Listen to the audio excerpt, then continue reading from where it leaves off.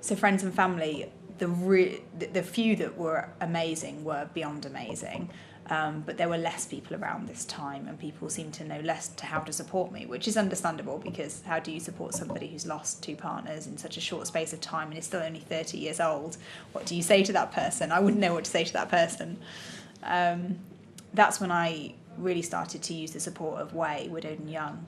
I had joined after my husband had died, but hadn't really got too involved with them. I'd read a lot of things, and I'd read lots of articles about grief, but I'd never really felt the need for so much before. But after John died, I found that joining a support group where I met other people who'd had really traumatic losses, I found that really, really helpful.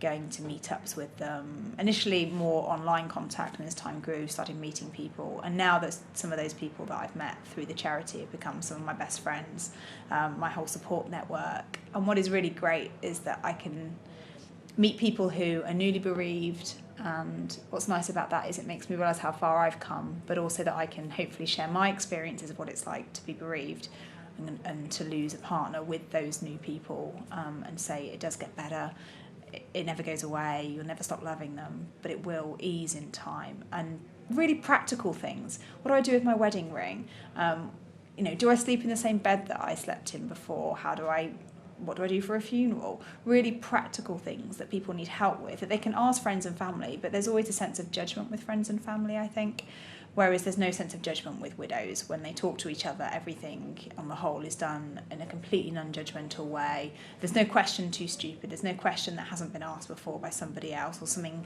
that someone else hasn't already thought of and panicked over. It's really nice to hear that whatever you do, it's completely normal, even if it's completely different to what somebody else does. There is no normal. What's right for you is right for you, and there's no need to justify the way that you behave when you're grieving. And it's nice to have a really safe space to feel that you can do that. The meetups are really great because, you meet all those new people, you also meet old friends, and it's nice for me when I meet people who have been bereaved longer than me to say, how does it change, to sort of know what the future might look like, knowing what the past was like for people who are new, and feeling more involved with those people, and feeling like the support network never really goes away, no matter how long or how much time passes. Mostly if I'm using the support group, I will offer advice to people rather than ask for advice. But on the days when things are really, really dark, they're still there and they're amazing. And what's nice is that when I ask for help from people now, they mostly know me. So it's really personal advice, really useful advice, because they've met me and they know how I deal with things. So it's like having a whole group of therapists who also quite like going out and having some drinks and doing fun things. So it's been amazing for me to join a charity that's so supportive. And peer-to-peer support as well, which is what's really important. It's not run by counsellors or therapists or people who think that they might be able to help you. It's just each other, looking after each other in a really natural way, which is really lovely. I found them one day when about 2 months after my husband died, and I just felt like nobody knew what I was going through. Much as my friends and family were trying really hard to be wonderful, they didn't know how to help. So at some point I just sat down in Google and I typed in widowed and young. I think I was hoping to find an article, a 30-year-old who said, I've been through this and this is what it feels like and this is when it gets better. That's what I was looking for, someone else who understood what I was going through. And when I realised there was a whole charity, I was really excited.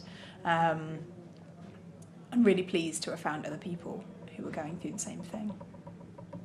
And I do lots of spreading the word about Way now, trying to tell people so that hopefully no one will ever be bereaved and not know about that support. If I hadn't Googled Widowed and Young, I don't know how I would ever have found them, or if I would ever have found them.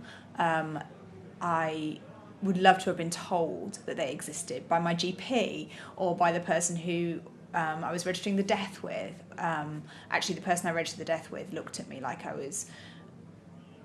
She couldn't understand where my grief was. I went with my sister-in-law and we laughed a lot because that was our way of dealing with the situation, and we felt very judged, that she was judging the way that we were, but actually we were in our mid-20s and we didn't really know how to deal with registering a death. We'd never done it before. It was a really surreal experience, and it would have been nice if instead of looking at me with some sense of judgment, instead she'd have said, do you know what? There are other people in your situation, because these people must meet people like me all the time if they're registering deaths. If she could have given me a leaflet about Way, if she could have said, you're not on your own, there are other people out there, that would have meant the world at that point. To know, and even if I hadn't accessed it in the first few weeks, to know that it was there waiting for when I was ready, that would have been wonderful. And sometimes people join now and they haven't even had the funeral of their partner, and I think, oh, how wonderful to have that support so early on. And I just wish that people knew more about it. And I meet widows in my work or in personal life,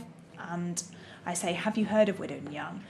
And more often than not, the answer is still no, which is really sad, because I'm in tune to it, I see it everywhere, but it obviously isn't still getting across to everybody. And I think if we could make it so that people could access the really important support networks really early on, as soon as their partner dies, that they can have that information and make an informed choice about whether or not to seek that help, that would be fantastic.